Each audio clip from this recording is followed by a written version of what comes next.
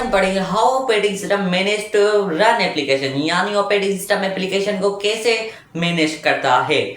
तो आपने कंप्यूटर में बहुत सारी एप्लीकेशन को देखा होगा जिसमें बहुत सारे हमारे पास ऐप्स होते हैं। लाइक हम एम एस एक्सेल की बात करें, एम एस एक्सेल में हम टेबल्स वगैरह शीट्स वगैरह बनाते हैं। उसमें क्या होता है, ऑपरेटिंग सिस्टम उसको कैसे मैनेज करता है वो हम पढ़ेंगे। लाइक हम एम एस एक्सेल में कोई भी डेटा डालते हैं, उसको ऑपरेटिंग सिस्टम कैसे प्रोसेस करता है, उसको कैसे मैनेज करके हमारे पास कैटेगरीज में देता है, उसके बाद उसको सीपीयू में कैसे डालता है, उसको बाइनरी लैंग्वेज में कैसे कन्वर्ट करता है, और उसके बाद हमारे पास मेमोरी के में कैसे आती है डेटा, उसके बाद हमारे पास आउटपुट में कैसे आती है हम पढ़ेंगे। ऑपरेटिंग सिस्टम का मेन फंक्शन जो है वो है प्रोसेस मैनेजमेंट। प्रोसेस मैनेजमेंट होगा तो ऑपरेटिंग सिस्टम आगे काम करेगा। अगर प्रोसेस मैनेजमेंट में कोई खराबी होगी तो ऑपरेटिंग सिस्टम सही से काम नहीं कर पाएगा। लाइक हम C++ कोड डालते हैं कंप्यूटर में, तो कंप्यूटर का पार्ट जो है मदरबोर्ड की जो चिप है सीपीयू सारे कोड को जो हमने लिखा होता है C++ का, तो वो उसको बाइनरी लैंग्वेज में कन्वर्ट करता है, क्योंकि कंप्यूटर बाइनरी लैंग्वेज ही समझता है। बाइनरी लैंग्वेज में कन्वर्ट करके उसके बाद मेमोरी में सेव करके हमारे पास आउटपुट देता है। ये एक किस्म का प्रोसेस हो गया। प्रोसेस होकर हमारे पास जो आउटपुट आता है वो हम पढ़ेंगे। अब हमारे पास आ जाती है स्टेट ऑफ प्रोसेस मैनेजमेंट, यानी हमारी इंफॉर्मेशन किस किस स्टेट के प्रोसेस से गुजरकर हमारे पास आउटपुट देती है।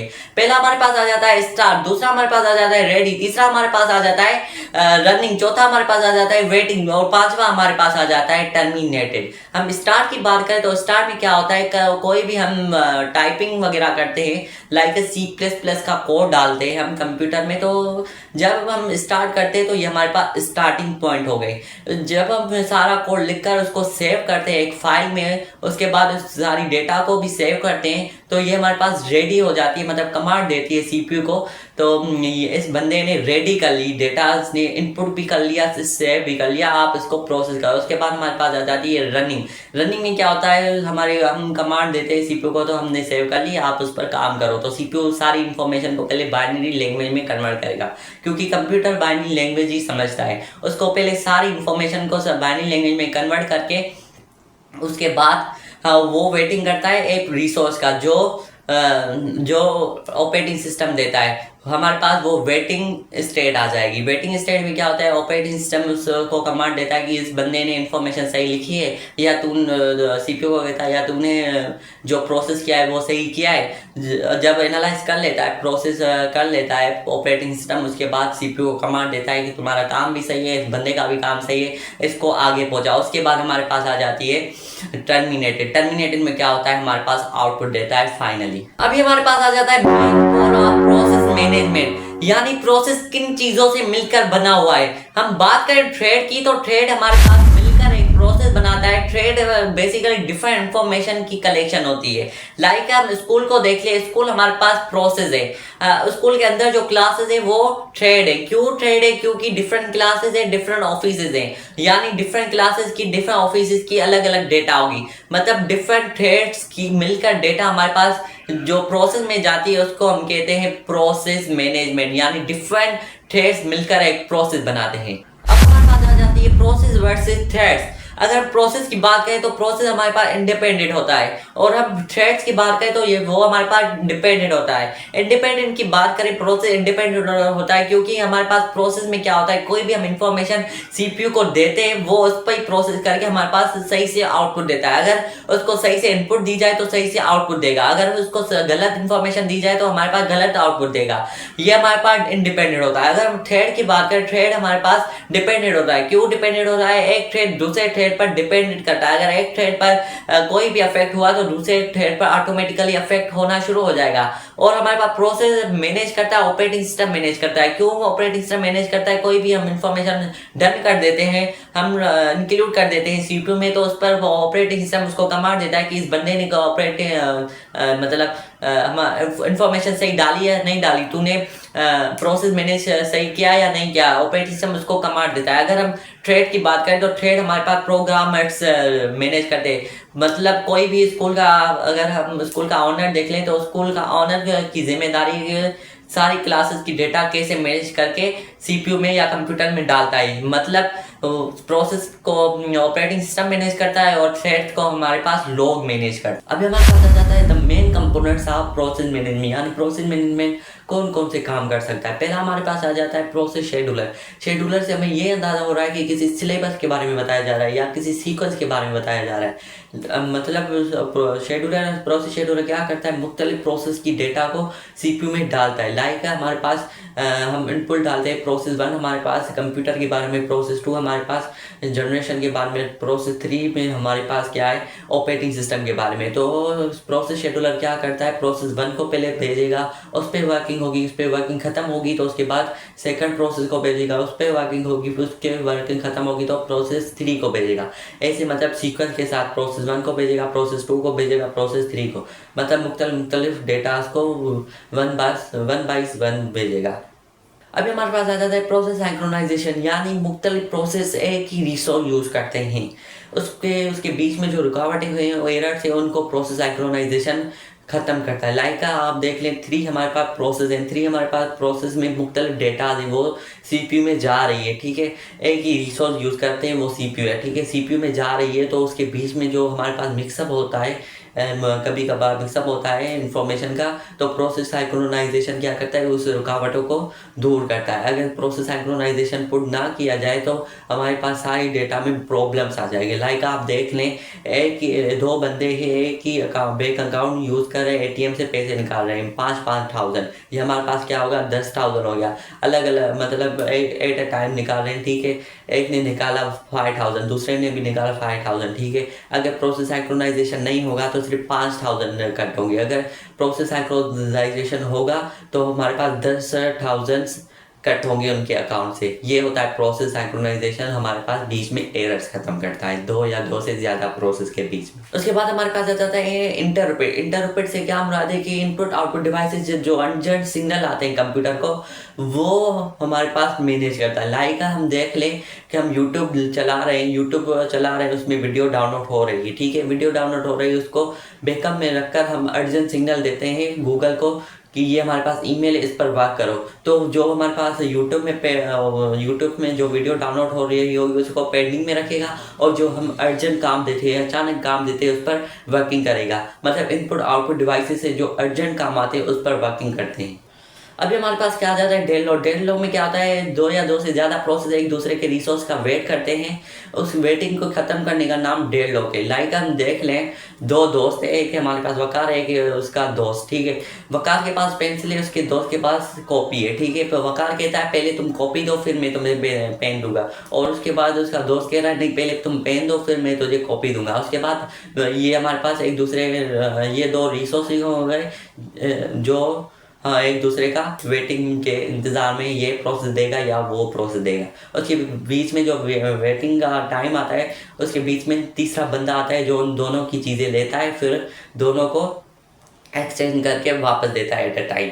ये हमारे पास डेल लॉग होता है कि वेटिंग को कैसे ख़त्म किया जाए, ये डिसाइड करता है। याद है जिसको भी समझ आ गया प्लीज़ सब्सक्राइब का भी बटन दबा दीजिए, लाइक का भी बटन दबा दीजिए ताकि ऐसी एजुकेशनल वीडियोस आपके पास पहुँच जाए।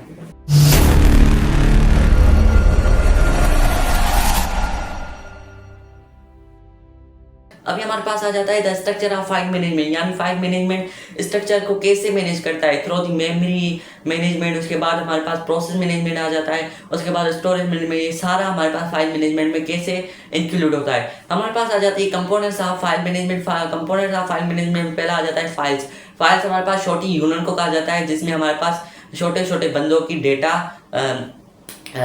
होती है। उसके बाद हमारे पास आ जाता है डिक्शनरीज में क्या होता है, dictionary basically collection of files होती है, उसमें मुख्तलिफ फाइल्स का इंक्लूडेड हुआ होता है। उसके बाद हमारे पास आ जाता है मेटा डेटा में क्या होता है, उस फाइल का नेम वगैरह सारी बायोडेटा इंक्लूडेड होती है।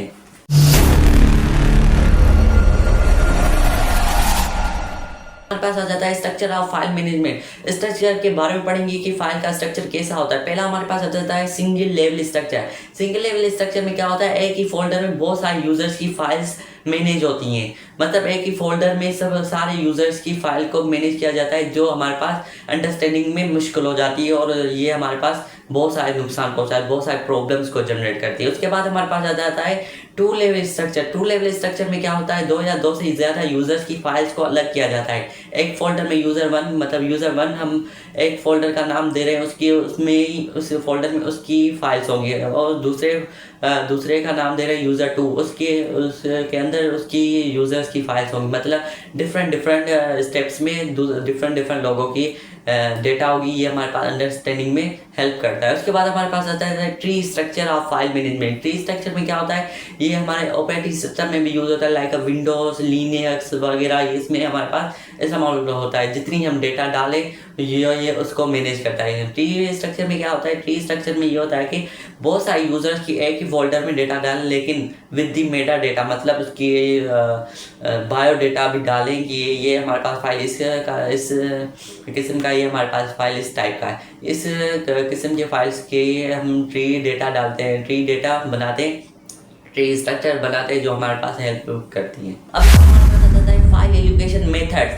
फाइल एलोकेशन मेथड में क्या होता है, कोई भी हमारे पास फाइल दी जाती है उसको कैसे मैनेज किया जाता है। पहला हमारे पास आ जाता है कॉन्टिक्वेंस एलोकेशन। कॉन्टिक्वेंस एलोकेशन में क्या होता है, एक फाइल के बाद एक दूसरी फाइल, एक फाइल के बाद एक फाइल आ जाती है, जो हमारे पास एक फोल्डर में सेव होती है। लाइक आप देख ले, बुक में 5, 6, 7, 8 सीक्वेंस से पेजेस चलते जाते हैं, ऐसी है हमारी फाइल एक के बाद एक हमारे पास एक फोल्डर में सेव होती जाती है। उसके बाद हमारे पास आ जाता है, अभी हमारे पास आ जाता है फाइल लिंकेज। फाइल लिंकेज में क्या होता है, एक फाइल दूसरी फाइल के साथ लिंकेज होती है। लाइक हम फाइल 1 की बात करें, फाइल 1 में हमारे पास कंप्यूटर का इंट्रोडक्शन है, उसके नीचे ही हम मेंशन कर देते हैं फाइल 2 पे हमारे पास जनरेशन मेंशन है, तो ये हमारे पास फाइल 1 और फाइल 2 एक दूसरे के साथ लिंकेज हो जाती हैं।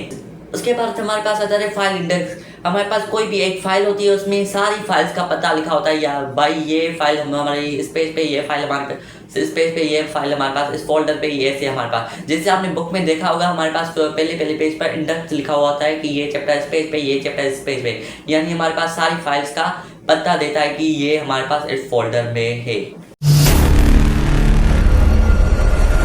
Types of file management. File management की टाइप्स में पहला हमारे पास आ जाता है file allocation table. File allocation table हमारे पास पुराने ऑपरेटिंग सिस्टम में यूज किया जाता था। इसमें ना सिक्योरिटी थी ना कुछ था। इसमें अगर फाइल डिलीट हो जाती थी तो हम रिकवरी नहीं कर सकते थे, ये हमारे पास प्रॉब्लम्स क्रिएट करता था। दूसरा हमारे पास आ जाता है न्यू टेक्नोलॉजी फाइल सिस्टम। ये हमारे पास विंडोज वगैरह में इस्तेमाल होता था या लेटेस्ट वर्जन में इस्तेमाल होता था। इसमें बहुत सारी सिक्योरिटी भी दी गई थी और हम आसानी से फाइल्स को रिकवर भी कर सकते थे। कोई हमारे पास फाइल डिलीट हो जाती थी, उसको रिकवर कर सकते थे। कोई फाइल इसमें भी हमारे पास प्रॉब्लम्स आ रही थी, कोई फाइल हमारे पास रिकवर नहीं होता था, जो हमारे पास दूसरी इन्फॉर्मेशन से मिक्स हो जाता था और हमारे पास रिकवर में बहुत ज़्यादा मुश्किल हो रही थी। हमारे पास तीसरा आ जाता है file extended system. File extended system में क्या होता है, हमारे पास बहुत सारी सिक्योरिटी वगैरह दी गई थी। अगर हमारा फाइल डिलीट भी हो जाता था तो हम उसको आसानी से रिकवर कर देते थे, मतलब सिक्योरिटी हमारे पास मजबूत है। यह आज के ऑपरेटिंग सिस्टम्स में यूज होता है। लिनक्स, यूनिक्स, ये हमारे पास ऑपरेटिंग सिस्टम होते हैं, विंडोज वगैरह, ये सारा एक्सटेंडेड सिस्टम इनमें यूज होता है और हम आसानी से कोई भी हमारे मोबाइल वगैरह में डिलीट हो जाती है, हम आसानी से उस फाइल को वापस ले सकते हैं। पास आ जाता है फाइल ऑपरेशन। फाइल ऑपरेशन में हम क्या करते हैं, फाइल को क्रिएट करते हैं, ओपन करते हैं, रीडिंग करते हैं, राइटिंग करते हैं, डिलीटिंग करते हैं, रीनेम करते हैं। ये हमारे पास सारी फाइल ऑपरेशंस में आ जाती हैं। होप सो आपने एप्लीकेशन कैसे रन करती है उसके बारे में समझ लिया होगा, उसके प्रोसेस के बारे में, उसके फाइल मैनेजमेंट के बारे में।